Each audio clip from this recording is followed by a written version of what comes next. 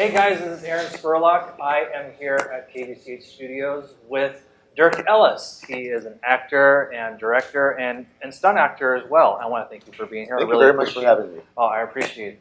I want to talk to you first off about your transition because I know you worked with Disney for a couple of years before going into acting. How was that transition, coming from working at Disney Studios and trying to get into acting?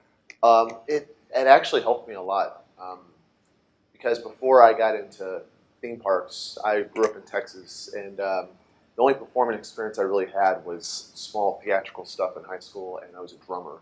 So I performed a lot in front of big audiences at pep rallies and football games. But I really wanted to be an actor, but I didn't know anything about California, and I didn't know the caliber of what they required to become an actor. So I figured if I moved to Florida and got into theme parks, it would be kind of a nice transition because I'm still covered up by a costume, or I'm still performing a part that I'm trained. So I'm not just thrown into the movies. And so I thought it was a really good idea to go to theme parks, and it really was. It trained me big time because it brought out confidence, it brought out personality. It taught me how to act without saying anything. Because when you're in character costumes, and all Disney character employees know this, that you have to learn how to tell a story without actually speaking.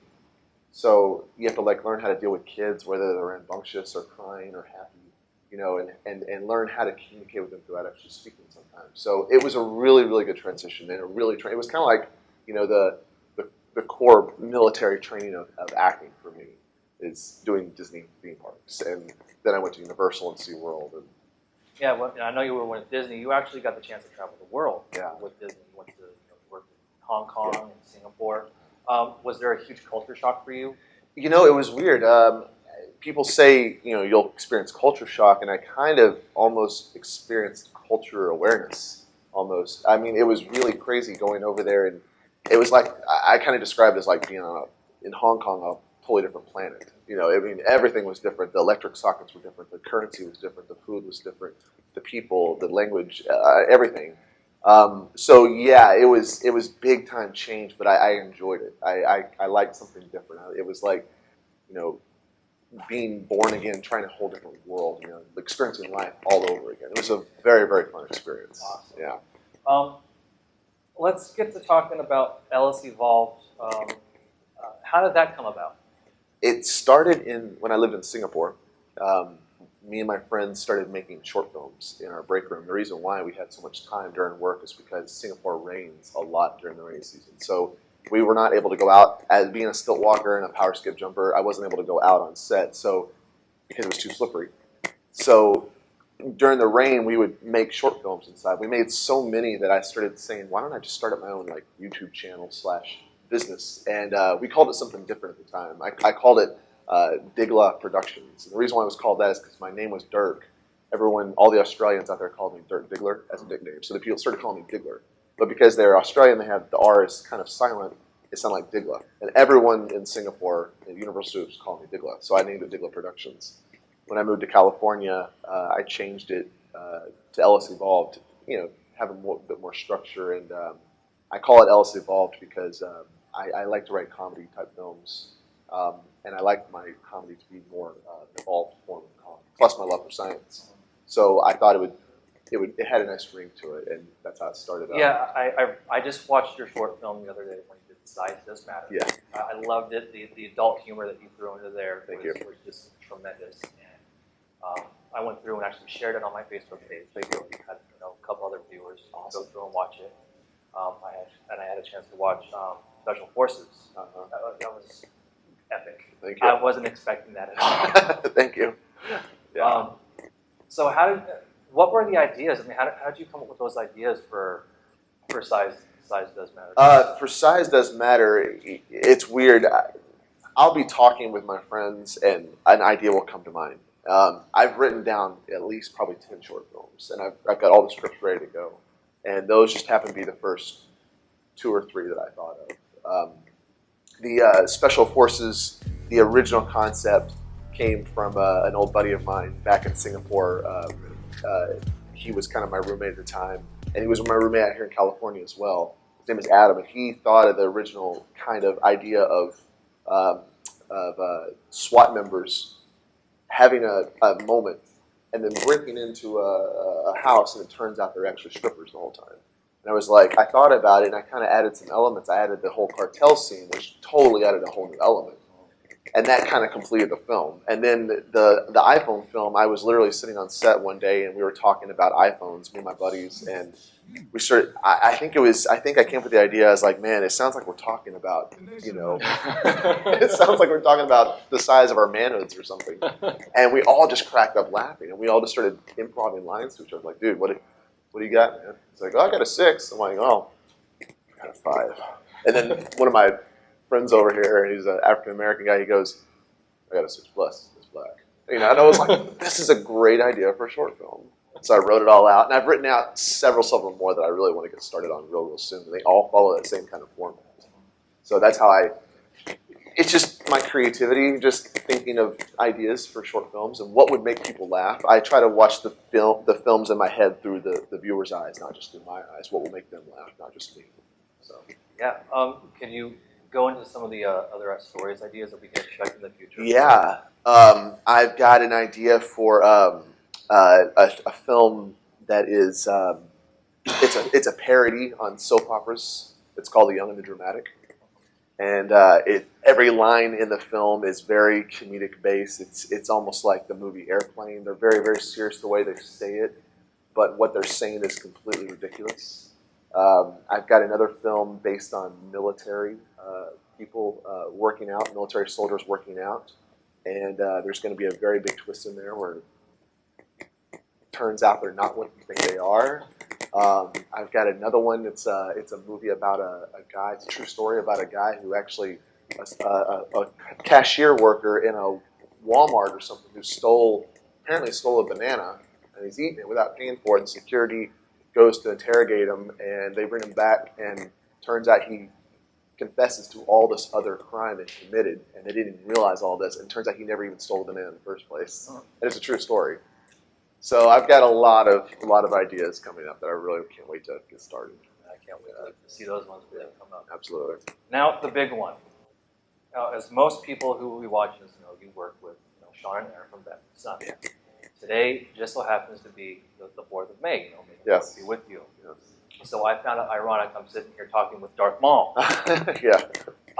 What's it like working on the set with Sean and Aaron and the choreography that has to go through for those battles? I'm sure those are some challenges. It's very fun being on set. It's also very intense. It can be. I was asked by Aaron 2.5, 3 years ago to play Dark Maul for this episode coming up, and I didn't know anything about that at the time. And then it was like a year or so later, I happened to watch the episode Superman versus Thor, and I was immediately hooked, and I loved the show, and I was like, oh, I can't wait to the show for you. Well, about 6 to 8 to 9 months before we were supposed to film it, he called me up and he asked me one day, hey, would you be available this weekend? I said, yeah, what for? And he said, we need to play Deadpool. And I was like, okay, cool. I didn't exactly know who Deadpool was at the time. And I kind of looked him up, did a little bit of research, and I went in there. And the first night I worked on Bat in the Sun, oh, they kicked my butt. They really did. I had headaches, and my body was aching, my neck was sore, and everything in both those episodes that I'm in, you're seeing like literally 1% of what we actually filmed. I mean, 1% of all the fight choreography and everything, and plus the multiple takes. It was brutal. It was brutal, but I really appreciated their creative, their artistic, vision they had on the film, because we would do a fight scene, we'd do some boxing, or I was working with Amy Johnson. She was the one that played Harley Quinn. And we did this fight scene where we did all these dodges and fighting, and she kicked me into the wall or whatever. And I would go to watch the playback, and I'd be like, oh man, that looks great. And they would all be like, no, that was off. Let's do that again. So I was like, man, these guys are really particular.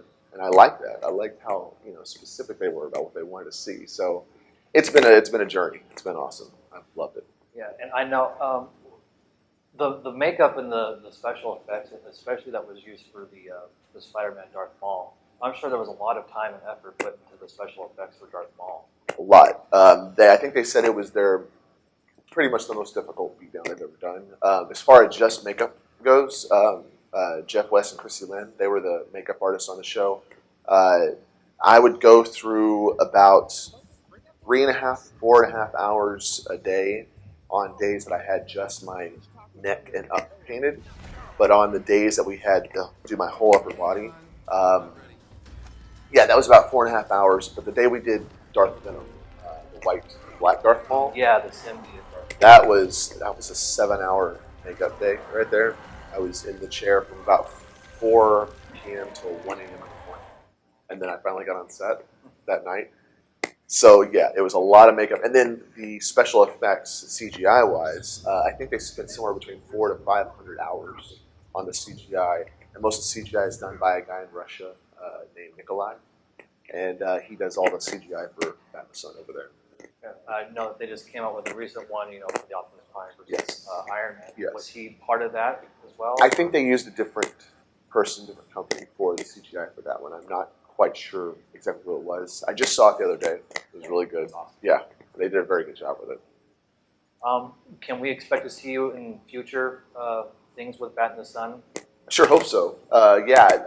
Aaron he's working on some pretty big projects right now, beyond Bat and Sun, that not sure if I'm allowed to talk about it or not, but he's got some pretty cool things that he's got with some big comic book companies coming up, and he's let me in on some of the information about it, and I'm definitely hoping that I get cast for some of the roles. That would be Absolutely. awesome. I think you're terrific at what you do. Thank you. Thank you.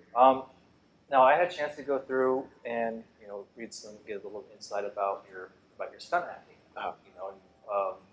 From what you told me, you didn't initially want to start out as you wanted to go just as an actor, and you just fell into stunt acting. What shows? I know you've done like The Mentalist. You were you did some work on 300 Rise of an Empire. What were some of the challenges in doing things like that? Well, I started off as my first physical type of job was with Disney, and I started off as a Power Ranger, and I had to learn all the moves and everything, all the Power Ranger mannerisms and stuff. And I went from there into I did Darth Maul for Disney, and so I had to learn how to do bow staff.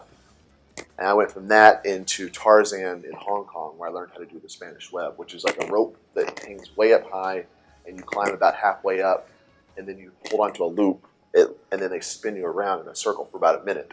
And that was incredibly intense. And then I also did stilt walking. I did power skips. And then transitioning into movies, it was different because it wasn't live, like in front of an audience. So it was cameras and up close and personal, and there's a lot more money involved. With this short amount of time, a lot more money goes into it. So you got to make sure it's on.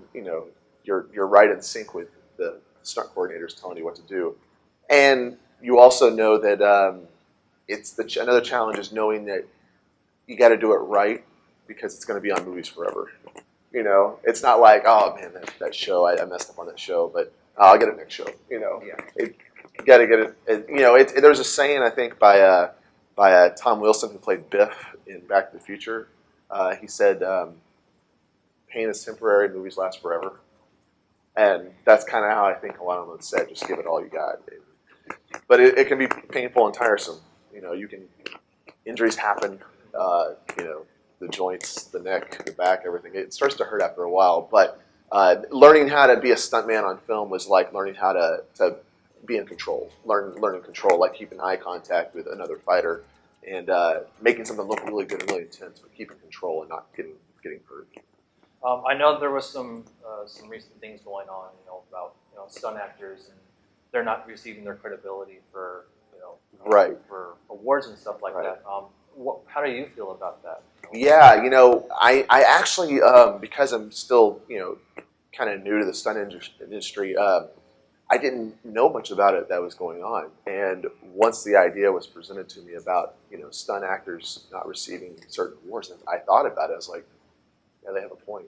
It's very true. So I'm pretty supportive of that. Yeah, I think that they should get more credit and I definitely don't think that actors should ever claim they do their own stunts if they don't do their own stunts, because the stuntmen put themselves through a lot, and they have to really network and claw their way to the top to be able to get to where they are. Yeah. So.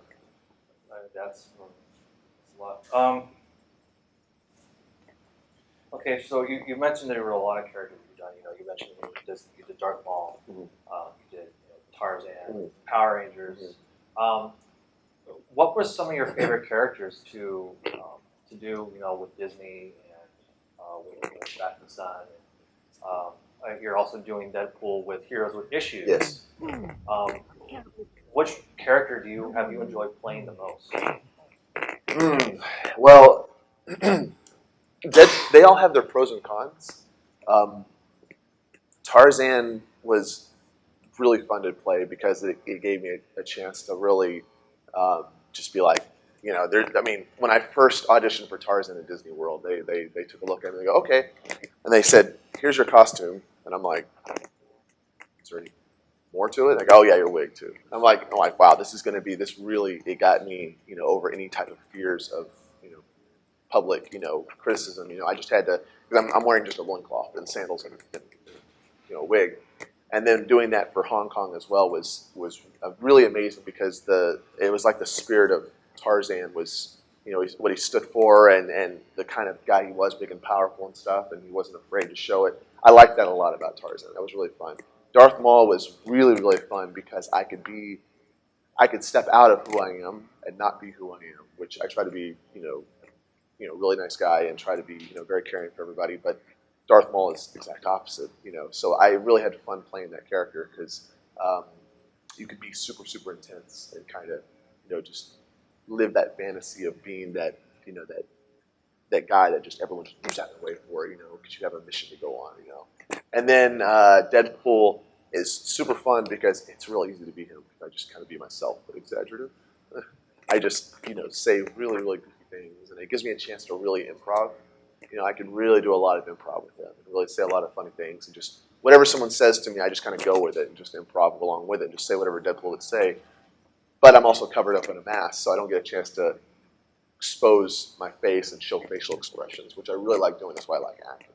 I really like showing intense moments.